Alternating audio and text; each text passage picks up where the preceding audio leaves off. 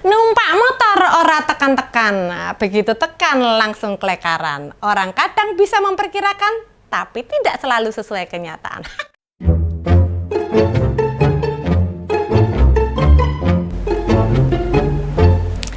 Hai, mulai lagi di ngos-ngosan ngopini santai bareng Mbak Yus. Makin dekat pendaftaran Pilkada, Komjen Ahmad Lutfi tiba-tiba dimutasi dari Kapolda Jawa Tengah dipindah ke Kementerian Perdagangan sekaligus naik pangkat. Weh. Banyak yang menganalisa dia disingkirkan. Biar nggak melawan atau kecewa yo, pangkatnya ditambahin 1 gitu. Nggak salah nih kalau nyimpulkan begitu. Nah, naik pangkat otomatis naik gaji dan tunjangan juga. Selamat Pak Lutfi sudah naik pangkat dan jabatan. Kemarin waktu Pak Sudaryono jadi Wakil Menteri Pertanian kan juga disebutnya begitu, disingkirkan. Keduanya disingkirkan agar tak menghalangi si bungsu presiden yang mau jadi calon gubernur. Mutasinya Pak Lutfi itu kalau menurut kacamata Mbak Yus, aku ke orang nganggo tes makding. Maksudnya menurut analisa Mbak Yus, peristiwa ini nggak hanya sekedar mutasi saja, tapi ada kepentingan lain.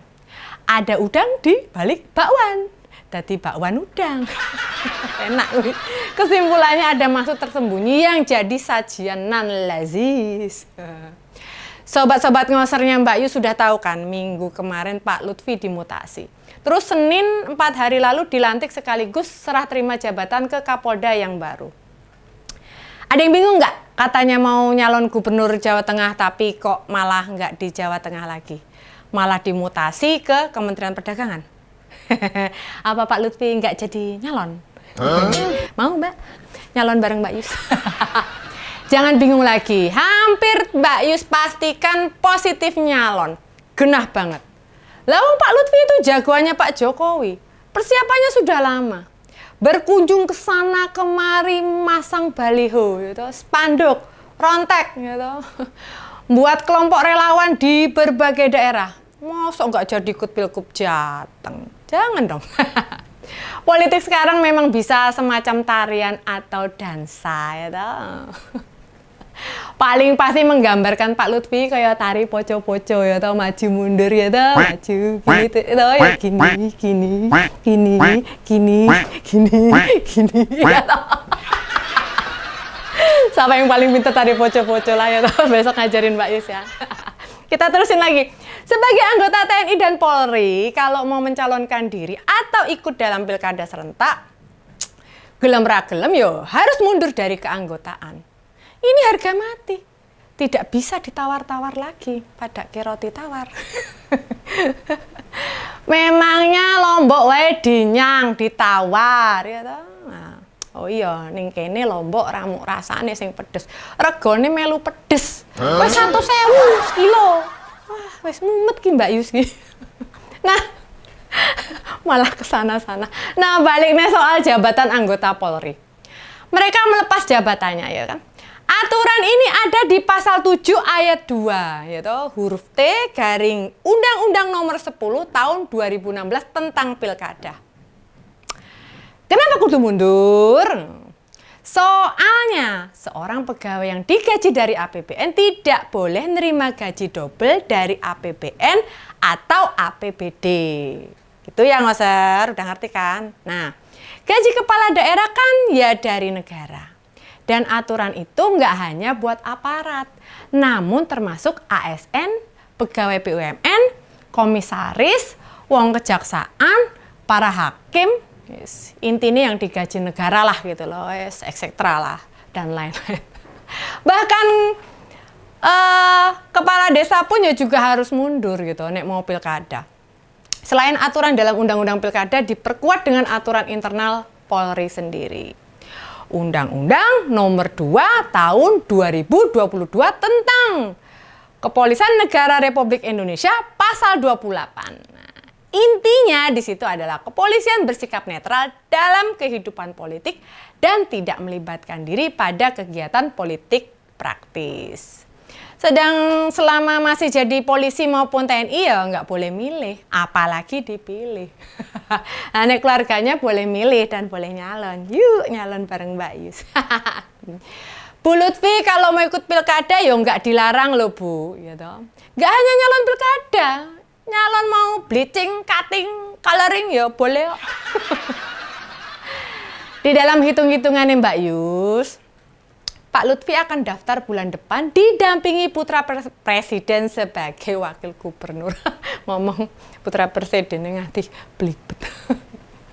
Mereka akan diusung dari partai yang ada di Koalisi Indonesia Maju. Gerindra kan sudah rela menarik kadernya. Ketua DPD Gerindra Jawa Tengah, Pak Sudaryono, wis dadi Menteri Pertanian. Sudah tak jadi penghalang besar, nah, sudah tidak ada hambatan lagi. Wes ya kuwi jalan tol kuwi mau. Meski sudah hampir positif kepindahan ke Inspektorat Kementerian Perdagangan, hanya buat nyimpen sorotan publik saja itu gitu loh. Karena saat jadi Kapolda banyak yang mempertanyakan aktivitasnya. Intinya kalau ketara motif politiknya ya termasuk yang terakhir. Masih berpakaian dinas lengkap malah nyamperin Ketua Umum PSI. Yang kemarin sudah Mbak Yus ulas ya. Lah kok bisa seorang Kapolda dengan pakaian dinas nemuin Ketua Umum partai bicara berdua? Mangga bertemu, tapi tidak di ruang tertutup juga. Ya toh, Mbak Yus kan tadi rakyat. Apa coba urusan seorang Kapolda datangin Ketua Umum partai? Dan hanya ngobrol di ruangan terpisah. Maka untuk sedikit menghindari sorotan publik ya beneran nyolok meripat ya biar tidak terlalu kelihatan ya Pak Komjen Lutfi ini dimutasi ke Kementerian Perdagangan. Meskipun masih menjabat atau masih jadi anggota Polri, tetapi kalau di kementerian kan nggak begitu kelihatan. Bertugas di sipil akan memudahkan berkamuflase. Kemana-mana bisa pakai pakaian biasa, itu, baju preman itu. Istilahnya sih begitu. Kalau masih Kapolda akan kelihatan. Lah dia beraktivitas atas nama Kapolda ya harus pakai pakaian dinas. Belum lagi kemana-mana mesti nenteng tongkat komando gitu. Tongkat komando. Jadi ini nih trik saja gitu loh, semacam strategi untuk mengelabui mata publik.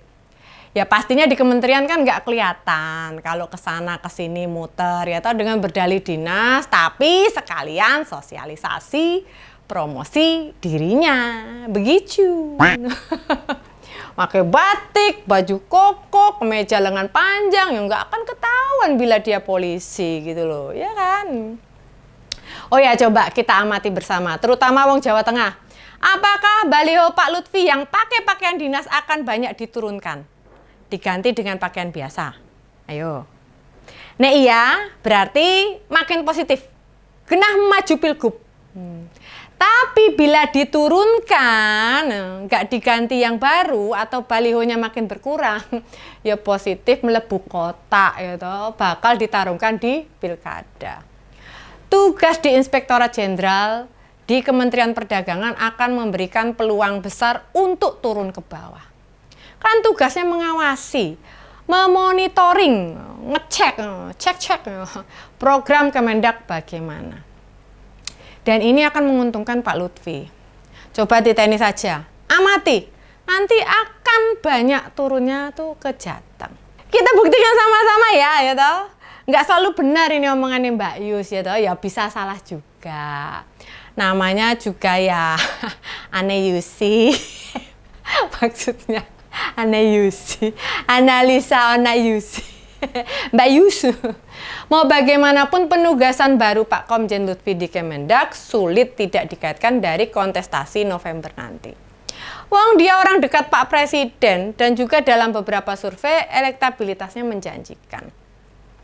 Enggak menjanjikan gimana, sudah lama bergerak juga, berkeliling muter-muter ya kan. Bila ada warga Jawa Tengah curiga, itu wajar saja. Dan jika ada yang nanya, kenapa jelang pilkada kok dimutasi? Nah ini tadi, biar terkesan, loh ternyata Pak Lutfi nggak jadi maju toh.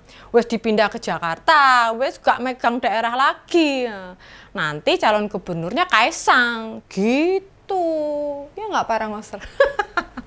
Kan kita semua tahu, Pak Jokowi itu suka ngasih kode kebalikannya ya toh. Make logika terbalik ya toh. Sen kanan belok kiri, sen kiri belok kanan. Atau nengok kanan belok kiri. Sapal banget ngantian Mbak Yu sih. Perilaku Pak Jokowi yang kayak gitu muncul mulai pandemi. Katanya nggak mau 3 periode. Jebol Bang Adian cerita beda lagi. Ya Bang Adian. Katanya menolak perpanjangan masa jabatan presiden.